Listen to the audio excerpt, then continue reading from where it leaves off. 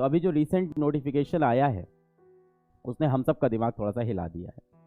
और recent notification कहता है कि 75% का क्राइटेरिया एनटीए ने रीस्टोर कर दिया है कि भैया बोर्ड के अंदर 75% नंबर चाहिए होंगे एनआईटीज ट्रिपल आईटीज के एडमिशन के लिए। पर कंफ्यूजन बहुत सारी है, क्लैरिटी नहीं है, हमेशा की तरह। आपको पता ही है एनटीए कैसे करता है, हमेशा की तरह कंफ्यूजन में छोड़ दिया है। अब लास्ट के 10 दिन पहले आके फिर कंफ्यूजन क्लियर कर देंगे। Multiple statements, changing their statements, मतलब this has been happening since last 4 year. जब से मैं देख रहा हूँ पिछले 3-4 साल से यही चल रहा है। हर 15 दिन में डिसीजन चेंज होता है, अंतिम समय पे कुछ और निकाल देते हैं, पहले कुछ और बोलते हैं। बात बहुत सिंपल सी की है कि अगर 75% का क्राइटेरिया रखना था आप रख लेते, कोई दिक्कत की बात नहीं थी। पर ये बात आपको शुरू में बतानी चाहिए थी।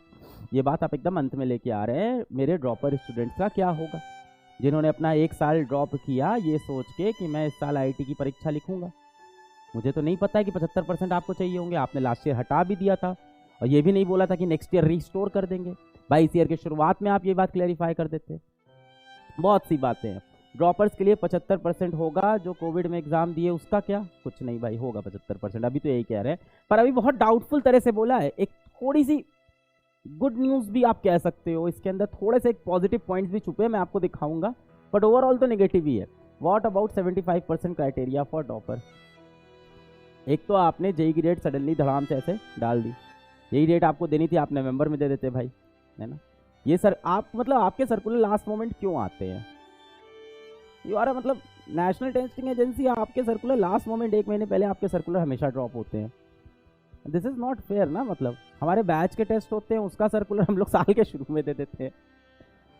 मतलब we handle a portion of Indian students, और हमारा एक प्रयास बैच है, एक यकीन बैच है ड्रॉपर का, है ना। हमारा लक्ष्य बैच है क्लास 12th का, अर्जुना बैच है क्लास 11th का।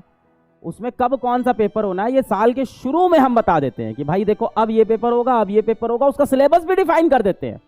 हमारे जैसी छोटी सी ऑर्गेनाइजेशन, पीडब्ल्यू जैसी छोटी सी ऑर्गेनाइजेशन को ये क्लैरिटी अप्रैल में जून के अंदर हो जाती है कि साल भर कब कब कौन से पेपर हम कराएंगे, उसका क्या क्या सिलेबस होगा, उसमें कितना कितना कंटेंट आएगा, हम पहले से बता सकते हैं। पर आप नेशनल टेस्टिंग एजेंसी होने के बावजूद एग्जाम से 1 महीने पहले आप बताते हैं ये एग्जाम की डेट है भाई, हाँ 1 महीने बाद पेपर है, आ जाना देने। साहब आपकी रिस्पॉन्सिबिलिटी बनती है कि आप थोड़ा सा प्रोएक्टिव हो, चीजों को पहले बताएं। हर साल यही, हर साल यही, हर साल हम लोग भी रिक्वेस्ट कर करके थक गए, एक्शन कुछ होते नहीं है। मतलब we are just tired of requesting and tired of saying. हाँ मतलब ये कोई ट्रस्टवर्दी है। मैं देखो मैं नहीं बोल रहा हूँ पोस्टपोन और ये सब चक्कर में टाइम नहीं वेस्ट करना चाहिए, मुझे समझ में आ चुका है। और आप लोग को भी समझ में आ जाए बच्चों तो वही अच्छा है। पर ये तो दिक्कत है ना, ये तो सारा सर मतलब नाइंसाफी है, तो साफ साफ मतलब ये तो गलत है सीधा सीधा।